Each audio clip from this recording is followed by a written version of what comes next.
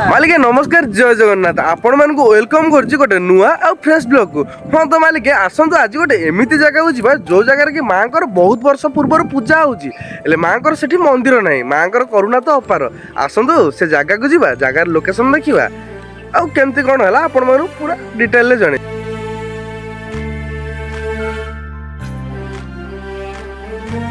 तो मालिके वर्तमान ऊपर आमे आसी पहुंच जाइछु अदिन मांक पाखरे। मांकर तो एठी मंदिर नहीं हेले बहुत वर्ष पूर्व मांकर एठी पूजा ही आसुची। आसंतु भीतर को जिबा मांकर दर्शन करिबा।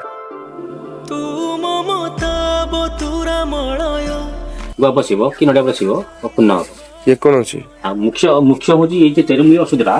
ओडे स्त्री लोक विषय रे ये माने दिया होजी मारिया जन दोंते।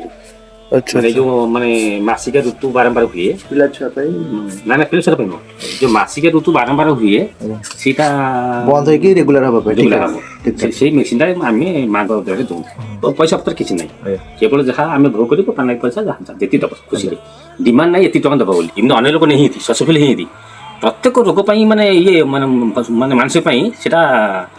मां गए माने आसी पूजा करगोंती मानसिक करगोंती गुआ सोंगोंती नडा सोंगोंती मंदिर भाई को आमे जेजे जाम जेजे थले नथले सेतले माने से माने आज कथे मंदिर करे पाई मोली